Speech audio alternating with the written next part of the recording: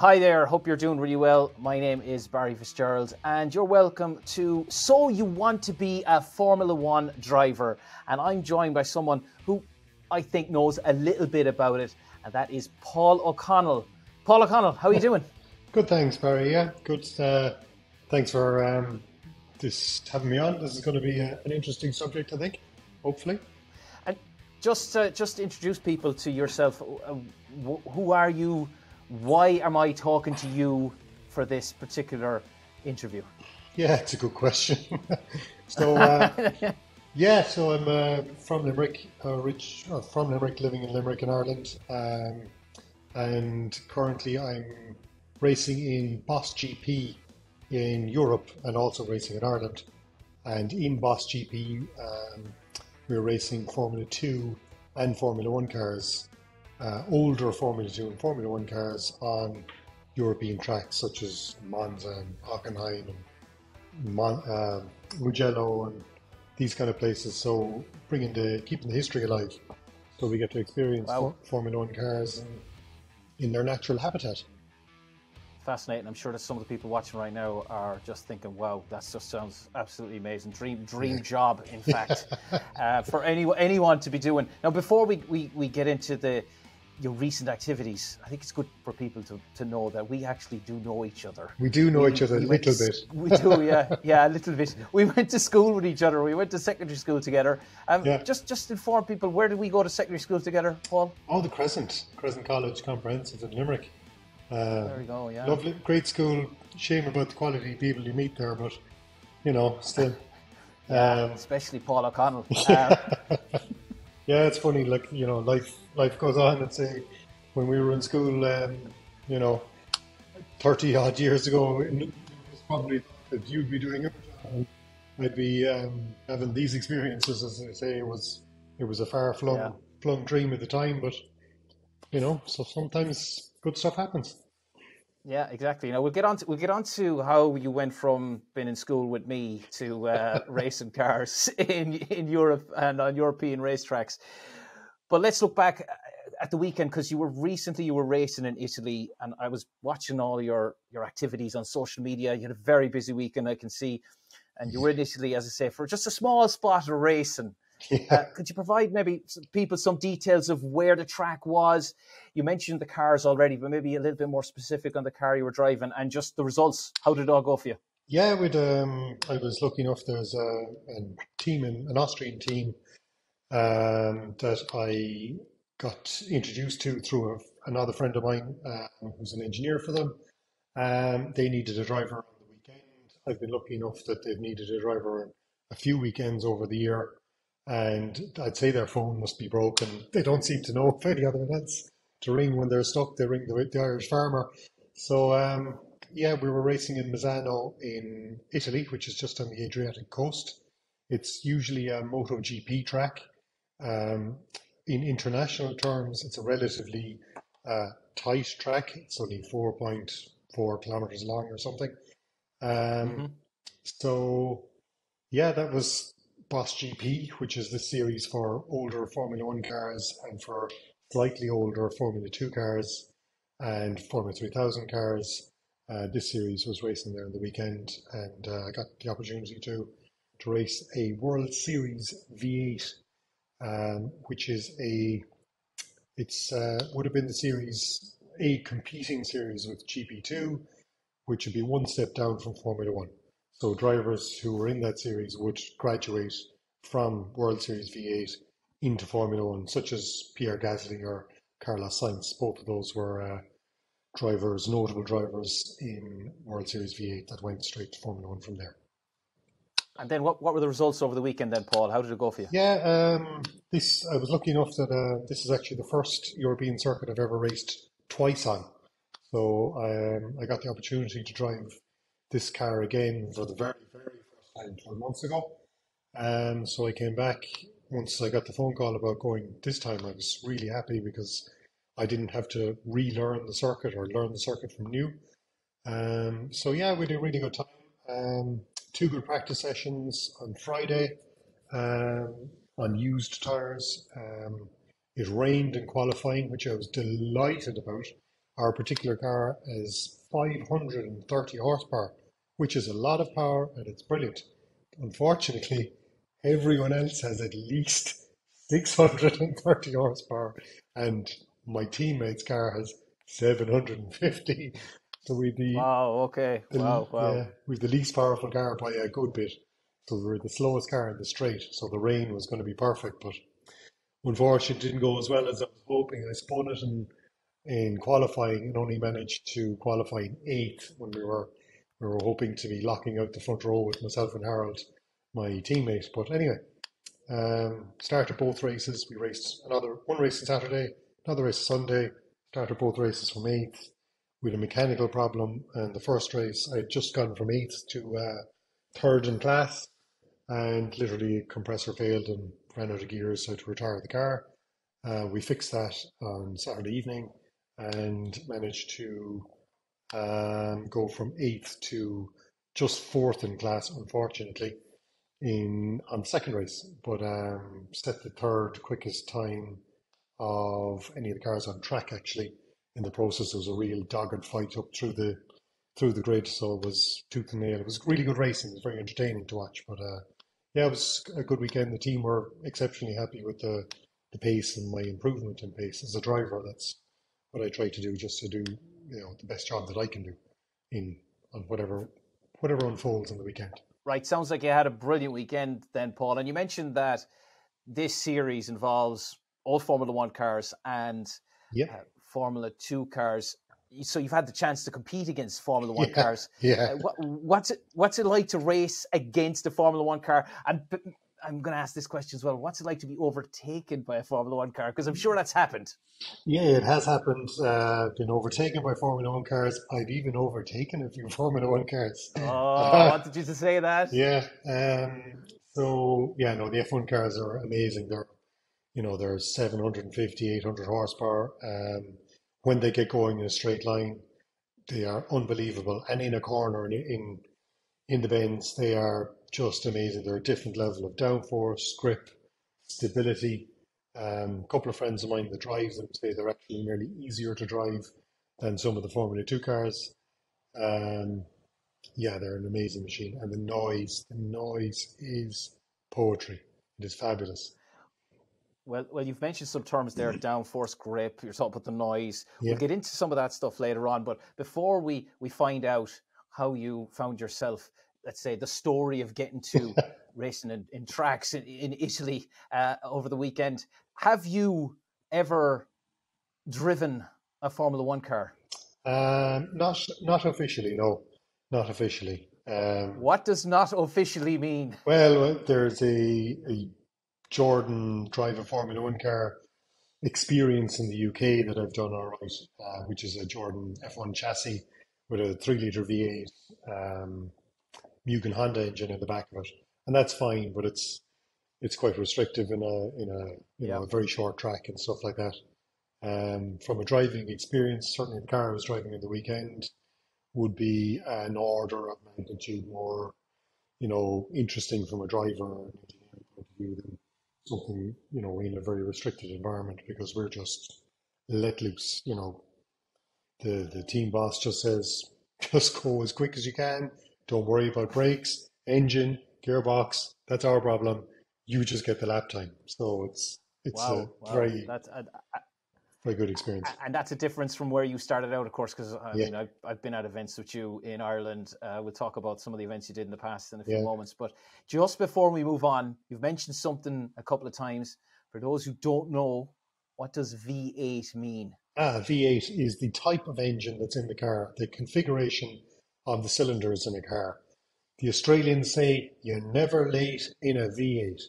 So a V8 has four cylinders on one side and four cylinders on another side. And those four cylinders are connected, pistons and conrods connect to one central crankshaft down the middle. So all four cylinders are acting on one rotating crankshaft to generate more power. So it's a way of getting a lot of cylinders in a very compact area, nice and low down in a racing car, keeps the center of gravity very low, and makes fantastic noise. It's brilliant. There you go. You love the noise. You've come on I to that as do, well. We'll yeah. come back to that as well. You've mentioned it twice. We'll come back to that again later on. Let's take a look now at your driving career, because you mentioned earlier on that you're an Irish farmer. That's what you do day-to-day job, Yep, every day and even night, yep. as I know from your experiences over the years. How does a farmer become a race car driver?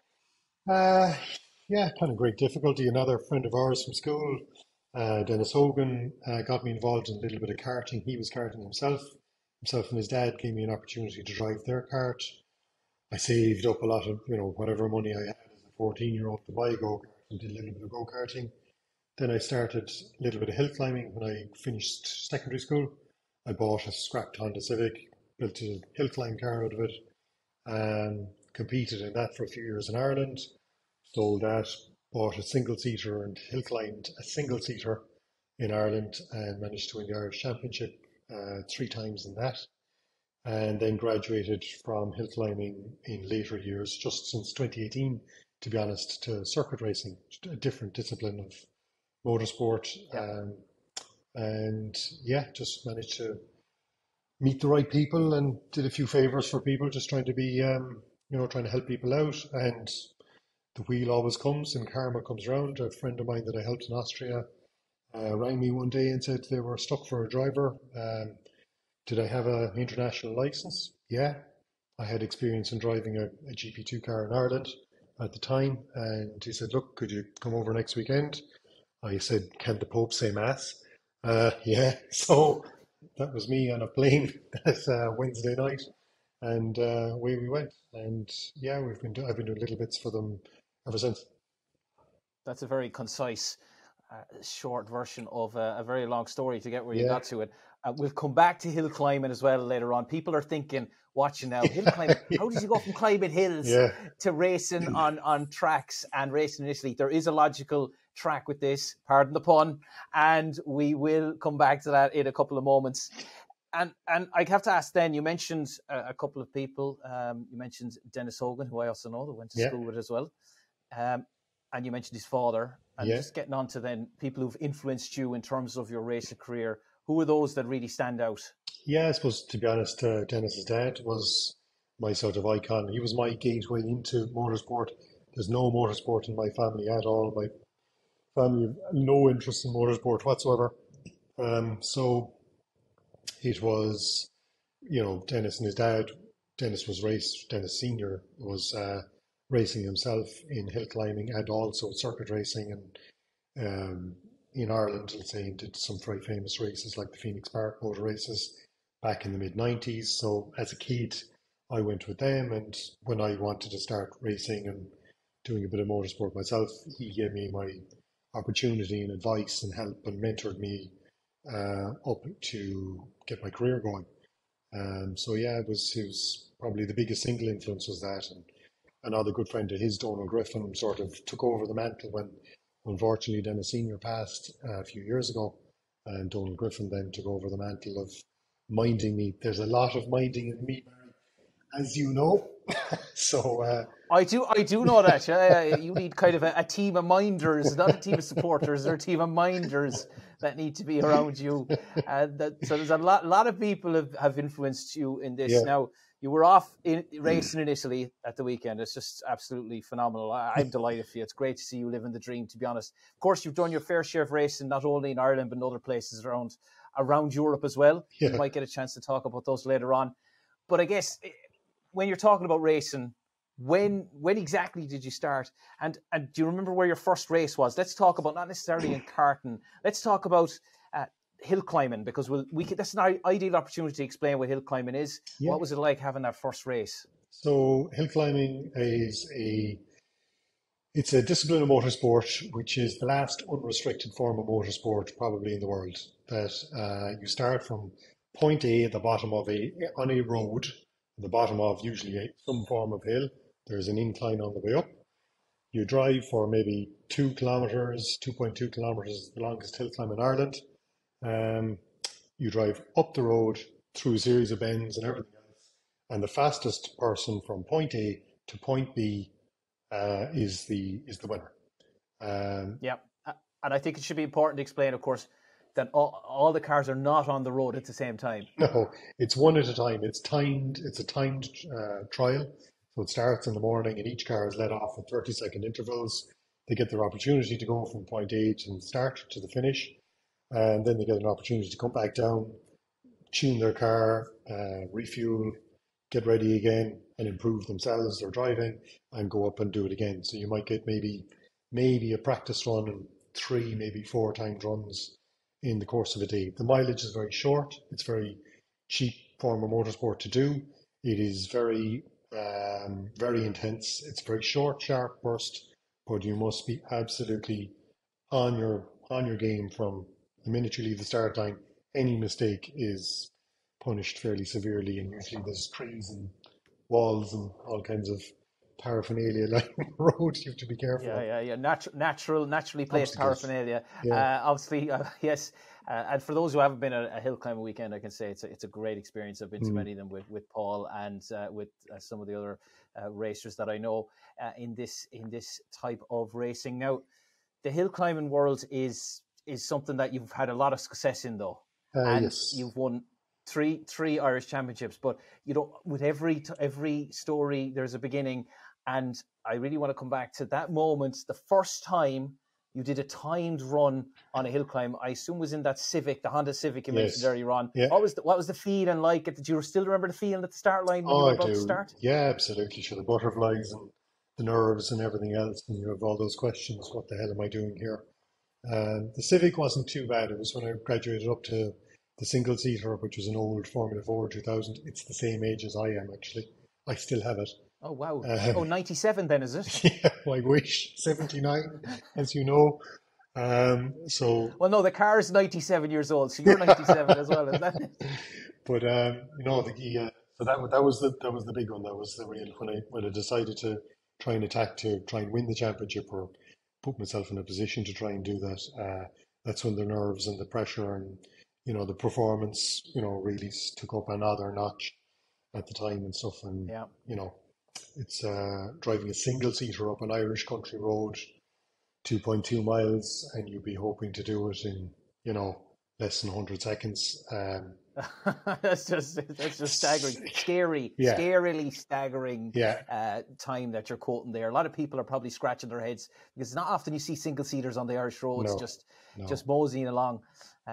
It's quite phenomenal. Now that's on the hill climb side. Yep. You then, as you mentioned, decided I'm going to give a go at track racing, circuit racing, and which of course many people would know how it works. And you have lots of lap records done. You've loads of trophies to show for it, but I want to focus in on one trophy. That's the Leinster Trophy. Yes. What is this trophy awarded for, and why is this one so special? Because you've won this. This is another sort of dream come true. The Leinster Trophy is a very famous trophy worldwide. Even the guys over in Italy were at dinner. They were talking about the Leinster Trophy, and I was kind of piped up in the corner and said, "I won that." And they're like, "What?" Yeah, there you go. Yeah. And you have it. Where do you have it? No, because you still don't have it anymore, though. No, you don't. You don't get to keep the Leinster Trophy. It's solid sterling silver. No. You get to look at it for an hour, and then they take it away. That's no good at all. You want to have it at home, sure, don't you? Well, ideally, but previous winners of the Leinster Trophy would be drivers such as Ayrton Senna, Mika Hakkinen, David Coulthard, Eddie Jordan, Derek Daly. I've heard of a few of them. Some of them have done a couple of things, haven't they? Yeah, a couple of things here and there. A couple of things here and there. Some of them might have won an all world championship between them in Formula 1. They got one, is it, between them? There's a few up there, to be fair. So it's a very prestigious trophy. The series that I race in Ireland, Formula Boss Ireland, which is an open series for racing cars, all racing cars. Formula 3, Formula Renault, Formula 3000, Formula 1, Formula 2, all those series. We actually have a series where we race them all together in the one grid in Mondello and Kirkiston up the north in one series. It's the only type of racing series like it in the world, actually, that's so open to allow everyone in.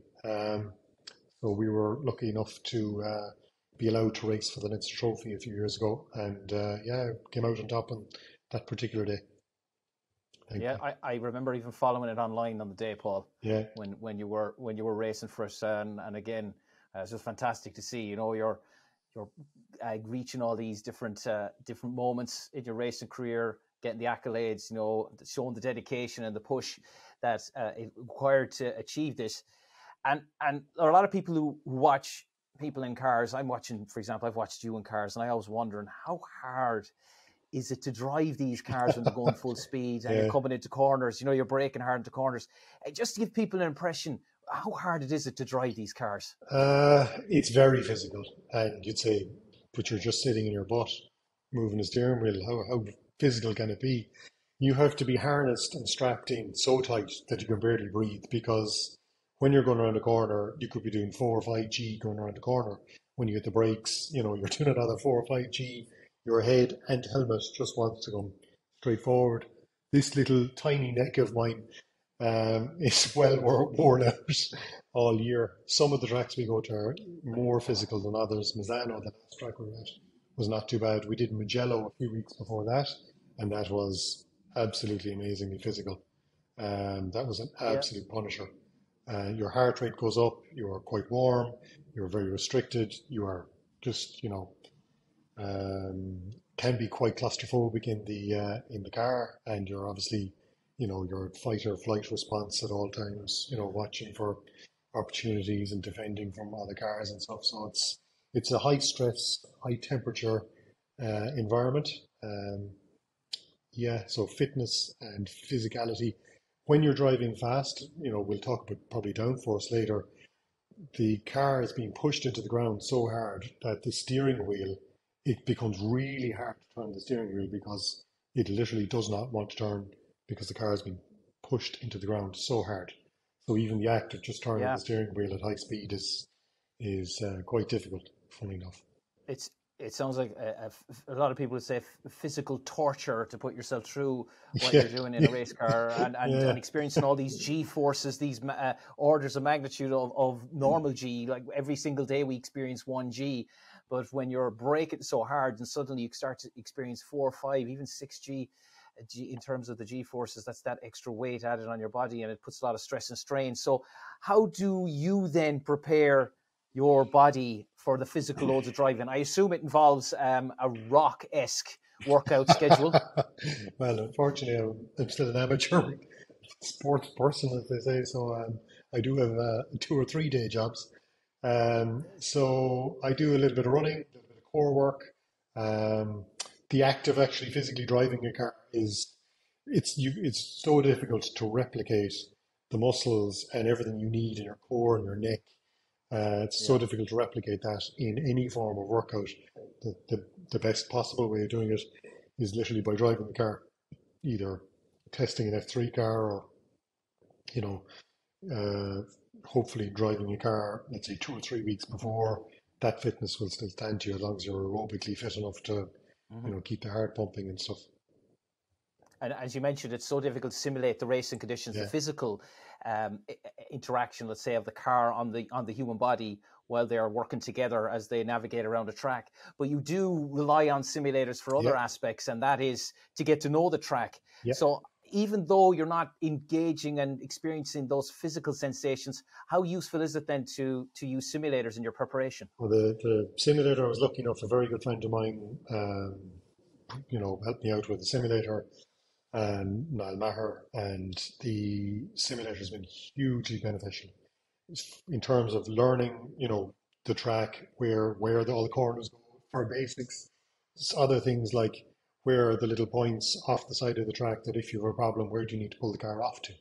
Where are the marshal points? Where are the Oh yeah, closest yeah, fire extinguisher points? practical things. Yeah, Yeah, of course. Yeah, pit lane entry, pit exit, start finish line. Is the finish line in the same place as the start line? Often it's not. Um, and also the actual physical act of driving the car, the technique involved, how you press the brake pedal. You just press the brake pedal, don't you? Not in these things, because there is a whole technique to how you overlap your brake and your throttle. Um, and the simulator can allow you to practice that. You can practice different racing lines and different ways of counteracting different problems that may occur with the car or with the handling of the car as the fuel load yeah. comes off and you burn off the fuel and the handling changes and the tires go off, you can adjust using the simulator, which doesn't cost any money to do, and you can do it at 9 or 10 o'clock at night without needing a circuit. So simulators are definitely a good simulator has definitely proven to be invaluable. I was just thinking as you were talking about it, Paul, it's a long way since the days when you were 18 or 19, and I remember you playing Formula One on PlayStation. And let's just say that in a respectful manner, you were very disrespectful to the cars in that particular computer game, doing things to the cars that, let's say, the programmers were not necessarily hoping people would do to the cars. At this point, I think it's a very good moment to start talking about the science then of the cars. And you've a lot of experience in terms of not only driving them, but also in working on them, building them, practically almost sleeping in them, living with them. There's loads we could talk about. We could do 3 or 4 hours here about it. Let's narrow it down then to 5 main aspects of the cars. I want to talk about downforce, tyres, brakes, telemetry, and fuel. But let's start with the tyres. And to start with the tyres, I'm actually not going to ask you to say anything. Instead, I'm going to ask somebody else to say something about this. So let's go to our live reporter at a track. Well, guess who it is? It's Paul O'Connell. Hi, this is Paul O'Connell. This is a short video just to tell you a little bit about some racing car science and engineering. So you can tell I'm actually just finished racing here in Italy, in Misano, in Boss GP, which is a series for old Formula 1 and Formula 2 cars. The car I was driving is this World Series Dallara 3.5 V8. Really good car, 530 horsepower, lots of downforce. It would have been the last step for a Formula 1 driver. Before they go to Formula 1, they would have competed in these cars in a race series for these ones. So just a short little video about some of the science involved. The tyres we use, slick tyres, no grooves in them. In dry weather, this tyre gives more grip. There's a Porsche. This tyre gives more grip than a grooved tyre because there is more of the rubber in contact with the road. And the rubber, as you can see, actually melts into the road and grips the tarmac. But it must be up to temperature to get really sticky. This is sticky. So that's how the slick tyres work. In the rain, these tyres will not get hot. And the water, these tyres won't go through the film between the water and the tarmac. And that's why we use the grooved tyres in the rain, like your road car. Really cool science and really cool cars. Well, thank you very much to the other Paul O'Connell for his little discussion on the science of tyres. I think we got a lot of great information there. I always was wondering about the whole tyre melting stuff and wondering if it was actually important. Well, now we know it is. Let's then look at another aspect, and that's downforce. Paul, you talked about this a few minutes ago, and I guess anyone who's watched Formula One on TV or listened to the commentators in great detail will hear them often talking about downforce at some point or another. Well, let's get to it then. What is downforce and why is it so important for Formula One cars? Yeah, downforce is the single, after the tyres, is probably the single most important thing in Formula One or any Formula single-seater racing. So downforce is basically like, if you think of it like an airplane travels through the air and uses its wings to create lift to lift it up and keep it up in the air. Well, in a racing car, we turn everything upside down and we fly the car through the air and use the wings in the car, push the car into the ground. By pushing the car into the ground, we're giving the tyres more grip and it allows us to corner an awful lot faster. So just for example, the car that I was driving on the weekend, that World Series V8, is a very high downforce car. It's very draggy, which we can go back to, but it's a very high downforce car. That car over 150 kilometers an hour has enough downforce to actually, it could in theory drive upside down on the roof of a tunnel. It has that much force pushing it down into the ground that it can actually overcome gravity and could, in theory, turn upside down, well, drive upside down in a tunnel. Absolutely phenomenal, staggering fact about the car. And then when we're talking about these Formula One cars, how are they designed to maximize downforce? So you talked about the idea that some of the aerofoil components of the car, or what they look like wings, are actually upside down wings. But what other aspects in the car helps to maximize downforce? Yeah, the every single surface in the car from the start, obviously the front wing, front nose, the brake ducts in the front actually are a huge contributor. The size of your radiators, the floor is a massive contributor, especially in modern Formula One cars. The underfloor, so the visible bits that we all see on TV, yeah, they're all grand and all fine. But the real trickery at the moment in Formula One is all the work that's going on under the ground or under the floors for this ground effect, as they call it. Mm-hmm. But every single surface of every Formula One car, every millimeter of it, has been thoughtfully considered and thought through as to what effect it will have. And any change you make at the front of the car changes the way the air flows all the way to the back. So it's a huge contributor to the performance of the car in terms of lap time. Well, I think a lot of people now are going to be hearing all these different aspects of the car, and maybe we're focusing only on downforce, but now as you say it, and I've been watching Formula One races over the years, you hear them talking about different components of the car and how they're contributing to the downforce, and now we know why. Let's look at aspect number 3, because if you're going to be driving fast, that's one thing, and you really want to do that, but you also want to brake fast too, because, if you don't, it could be a little bit of a mess, particularly when you're coming into corners. Could you tell us a bit about the brakes in the cars that you're driving? Are they similar to F1? And what are the differences with the brake systems in racing cars and ordinary road cars? Yeah, so the brakes in the cars we're driving are very similar to F1, to be honest. They're carbon brakes, so they're a block of carbon brake pad and a carbon disc. They do not work when they're cold. So when you leave the pit lane, the car will not stop if you hit the brakes. It'll just sail away straight on. So as you leave the pit lane, you must be on and off the brakes in the car to warm the brake discs up. They work at their optimum at 800 degrees Celsius. So if you ever Oh, see, that's grand. That's a yeah, lovely, cozy temperature, isn't it? Yeah. yes. So the brakes are obviously vital.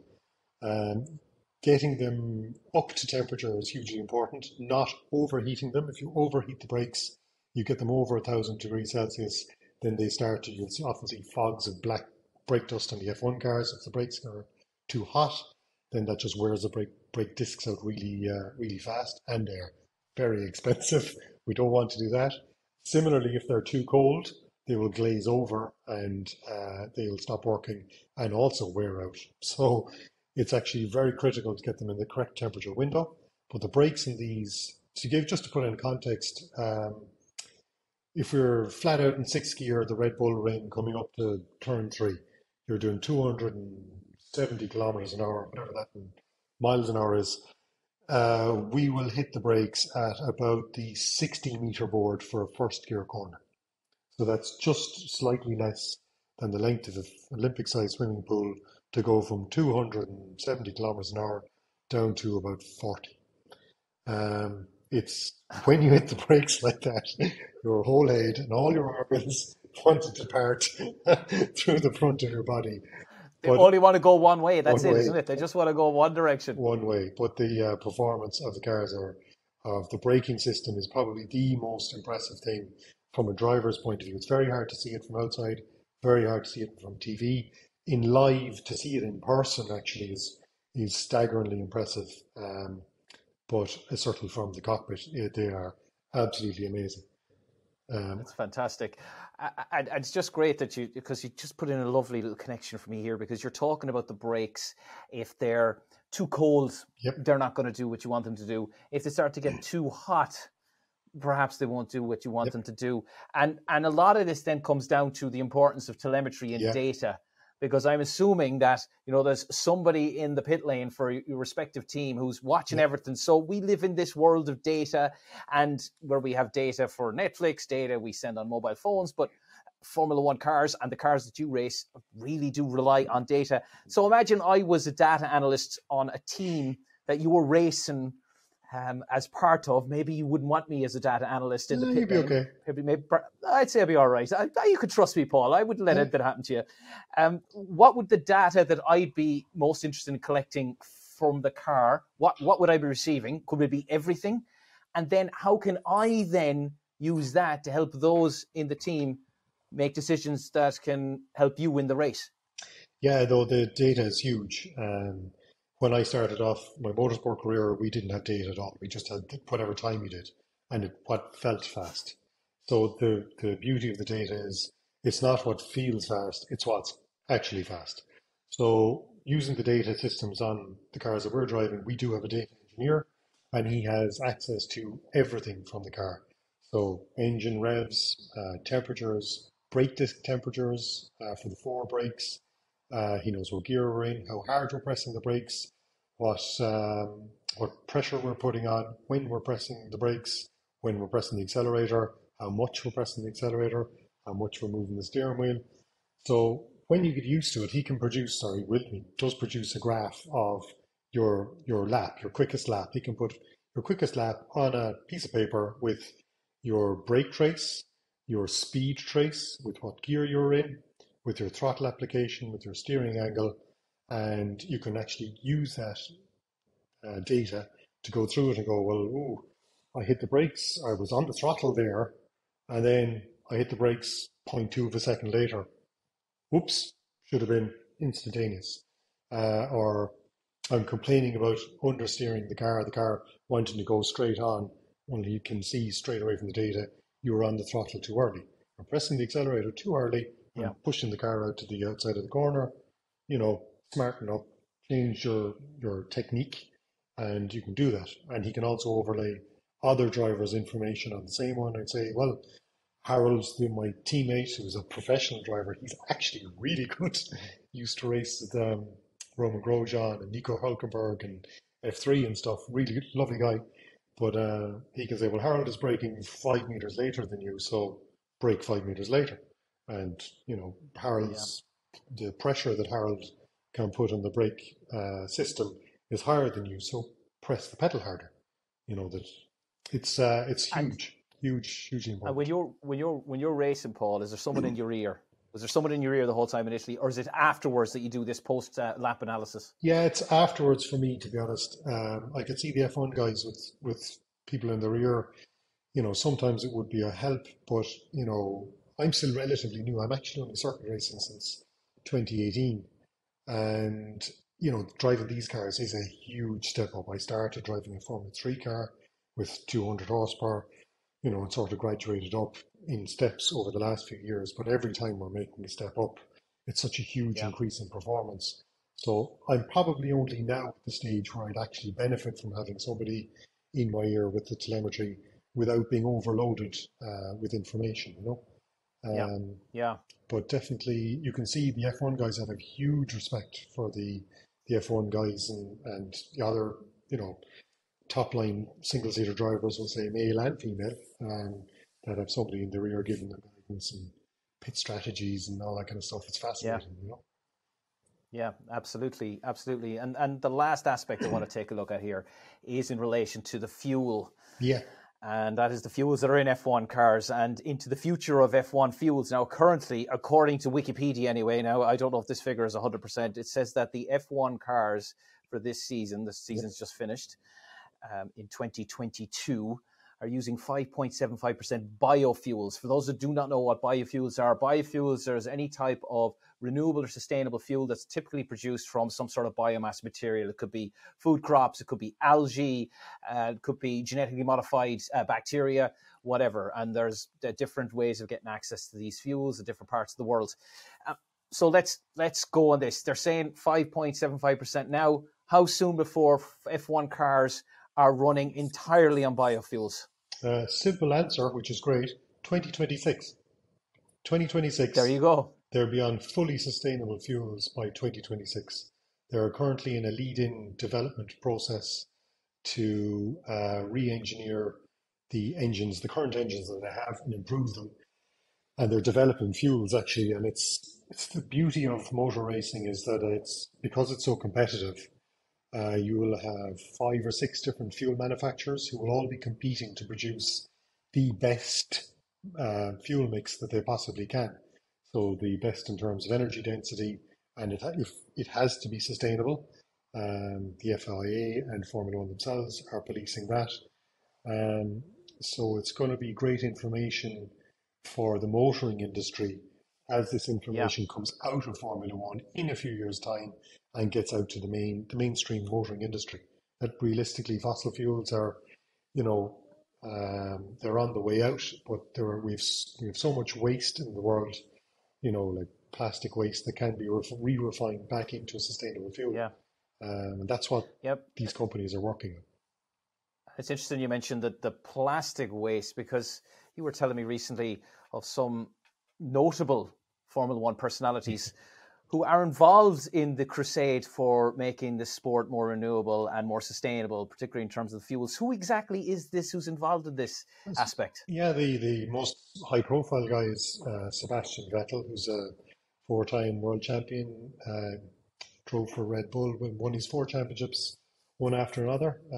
Fantastic driver, highly skilled, has been around for Formula One for quite a while, and has become quite active on the environmental side. And in terms of reducing packaging waste, he led the charge in Formula One to reduce the single-use bottles for water and stuff. Even 2, 3 years ago, that now if you're watching your Formula One coverage, you'll notice pretty much everyone has a glass bottle. They're drinking from a glass bottle, and that bottle is brought back to be reused again. Um, so stuff like they used to have a lot of airplanes flying over doing flybys and this kind of stuff for Formula One weekends, and he started complaining, oh well, okay, if you want to do a flyby on the day of the race, but this guy doesn't have to be practicing for the 4 days beforehand, wasting thousands of liters of aviation fuel. And Yeah, yeah, it's quite a good absolutely. point, to be fair to him. So he's kind of really leading the charge. It's pity he's retiring this year, to be honest.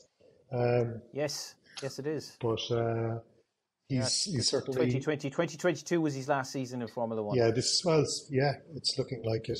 He's still quite young enough. I think he's only in his early 30s, but he's like everyone. He's a very competitive animal. He's won 4 world championships, and he wants to. I'd say he would need to be in a very competitive car to stay going in Formula One. Yeah, And unfortunately, yeah. there's no competitive car seats available. Yeah, well, there's a lot of competition for those, Mm, and I can imagine it's very difficult to get one. I wouldn't even want to think about how much it would cost an individual to, God let's say, knows. buy a way into a team. I don't even want to know. I I don't, just I think it's don't, I going to don't be. think it's actually even possible at the moment. It's when you get to the top level, it's skill and that's it. End of story. Yeah. You know, Oh, wow, wow. Comes down skill. to that. Yeah, And one last thing, just thinking about the sustainability of the vehicles, because it's not just the fuels themselves. It's yep, interesting you talk about the push by Vettel in terms of the bottles, and also thinking about the aerial displays by planes during the event itself. But thinking about the sustainability on the materials, which is bringing us back through all the things we looked at, such as the tires, such as the braking materials. How can let's say the production lines and the supply chains be made more sustainable and renewable?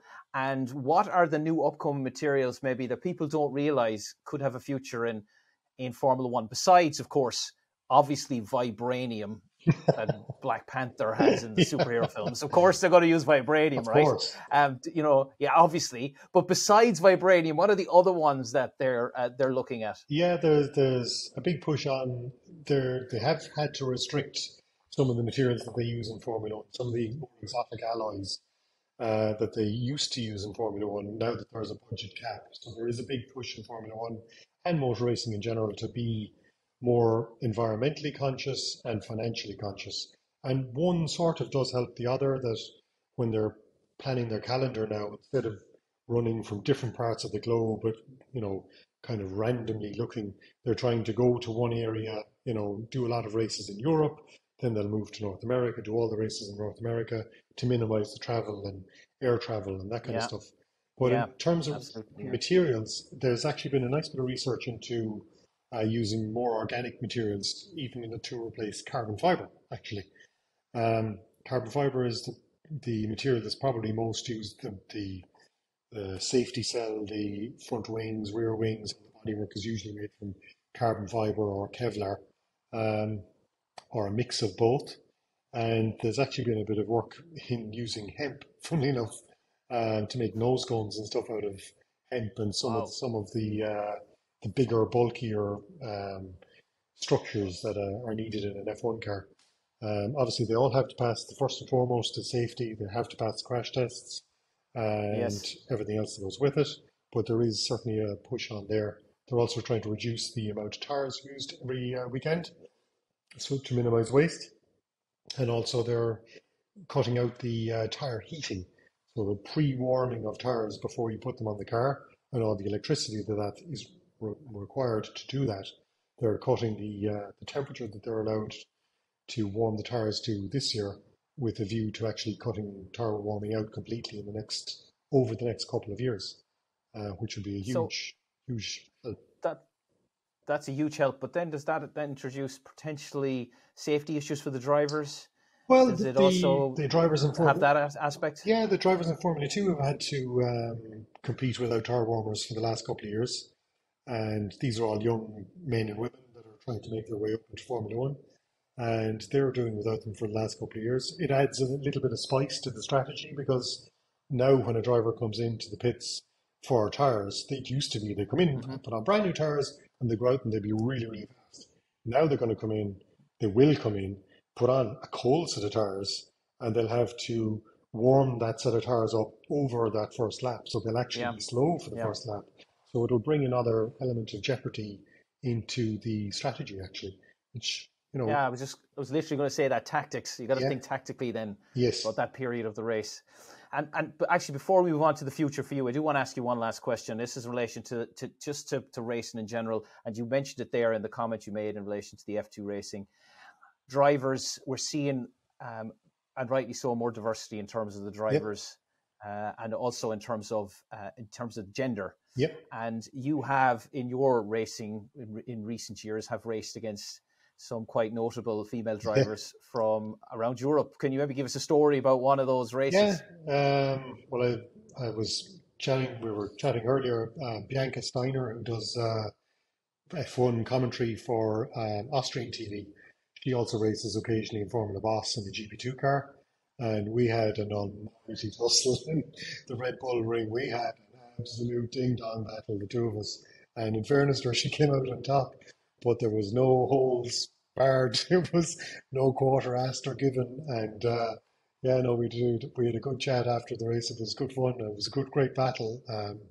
But certainly in terms of gender or race or any of the rest of it, it has no bearing in motorsport. It has no, once you put a helmet on, it doesn't matter what color your skin is, what gender you are. I've had my ass kicked by women. We've had a transgender athlete, Charlie Martin, who's an absolutely fantastic driver. She was doing French hill climbs when we were doing a few French hill climbs, and it the beauty of motor racing is once you put a helmet on, it's your skill behind the wheel. Physicality and everything else that comes with it is minimized. Modern F1 cars have power steering now, so you don't have to be a Nigel Mansell, big, bulky, huge person to drive them. Oftentimes, the smaller driver is the better. Lewis Hamilton is about, they're all tiny. Like the tallest Formula One Yeah, drivers is 5'10", I think now.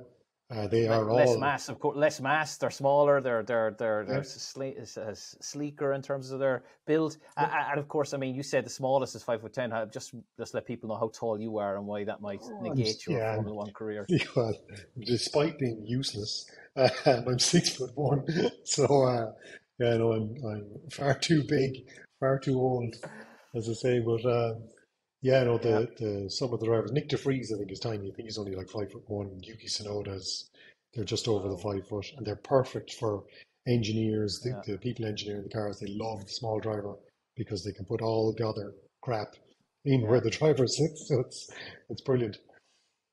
Wow. It's unbelievable that the amount of planning and things with these Mm. kind of things. And yeah, I mean, I can tell you this, Paul. At least you can seek the solace that you'll never be a Formula One driver because of your height, but you'll also never be an astronaut. So yeah, so after culling those future dreams of racing in Formula One due to your height or being an astronaut, Yeah. we've discovered that you have a very memorable, impressive past in racing. What does the future hold for Paul O'Connell? Yeah, future holds. I'd say, to be honest, for somebody like me, I race because I love it. I don't race it. I don't race for, for anything else other than the fact that I absolutely love it. I love the challenge of driving it. If I would race if there was nobody watching, that doesn't really bother me whether there's thousands in the grandstands or not. I do it for the challenge of trying to improve myself, my own driving ability and technique, and see how close to the really good drivers I can get. So the progression has been pretty good actually in the last couple of years. We're starting to realize it mightn't be completely useless. So we made good progress, especially last Well, weekend. no, we wouldn't No. want you to get too arrogant and cocky about yourself, I mean, I think you're all right, I mean, let's call a spade, Yeah. Well, ideally, I'd love to do more of the Boss GP rounds. There Yeah, is a yeah. whisper of a couple of Formula One cars possibly landing onto the team that I've been driving for. They are talking about buying a couple of Formula One cars in the near future. So Well, there you they, go. they How old needed how old would those Formula One cars be, Paul? 2016, Potentially 2016 ex Carlos 2016. Sainz and ex Max Verstappen. So That's new, very interesting. They're very definitely new. famous names people know. Mm. Very new, yeah. And okay, that's off in the future. Perhaps that might happen, but just for closer to home in Ireland, where can people see Paul O'Connell racing in Yeah, 2023? will be Formula Boss Ireland. So check it out on Facebook or Instagram. Formula Boss Ireland is our open series where you'll see everything from Formula One, Formula Two, Formula 3000, World Series cars, GP2s, everything all in one grid. It's a fantastic series. Lovely bunch of people, open pit lane, open garages. Everyone is welcome in, walk in around the cars, have a chat to the drivers, sit in the cars, get photos with them and stuff. It's a lovely series, really nice people racing in it, and like that, they're all fans. We're all fans of motor racing, so they love talking to people about their cars. And some of the cars have really cool Great. history. Um, Very good. yeah, That sounds like a very, very cozy environment, yeah, cozy racing community that's there for those races. You've already achieved a lot in the sport, Paul. You really have, and if you sat down and we've taken stock on some of it, what do you still want to achieve in the sport? I'd love to have the lap record in Mondello, actually. I have one lap record in Mondello, but I want the national lap record in Mondello. That's what I'd love to do. There's a lap record in Kirkiston. I don't have that. I have the lap record in Bishop's Court. And the Boss GP thing, I would love to certainly get on the podium a couple more times in Boss GP. And if I could string Because you did get on the I podium, did get just on so the people, you podium, didn't yeah. tell people that. No, you did get on the Yeah. podium. When did you get in the podium? I got on the podium in a wet race in Monza, in the least powerful car on the grid in Monza of all places. We took a gamble on Wow. slicks in the rain. I managed to pull it off and got into second actually on the Fantastic. podium that day. So yeah, it was good. That was a good That, day. and that's a combination. There's just two things there, Paul: tactics, going with slicks, team Yeah, decision, yeah, and also the driver skill. yeah, Driver skill, of course, because all jokes aside, and I'm trying to take away some of your let's say leaning on and arrogance is the wrong word, of course, in this situation, because you're certainly not, but you are a very good driver, and that comes across then in such a situation that the skills you've learned over the years that you've used to excellent effect in order to perform so well at that race. So that's hopefully we all have our fingers crossed for you, Paul, that there's me more too. podium finishes ahead. So got to have a last question, and Yep. because we got to finish sometime. We could chat about this for another hour or two. We don't have that time, but here's the final question. So this is called "So You Want to Be a Formula One Driver?" So how to become a Formula One driver? What would your advice be to anyone out there who is dreaming of becoming a Formula One driver, or who wants to drive the cars that you have in your career so far? Yeah, so obviously I'm not going to be a Formula One driver. And people get to the age of Max Verstappen was 17 when he started racing in Formula One. So people have this impression that, oh, well, I'm 20 now, male or female, I'm 20, I'm 30, I'm 40, I'm 50, so no point starting now. Well, I'd like to think that we have an example here of somebody who started circuit racing only 4 years ago, driving a Formula 3 car with 200 horsepower. And, you know, I met the right people in Formula Boss Ireland. They guided me and my friends guided me. And that advice is open to anyone who wishes to join Formula Boss Ireland.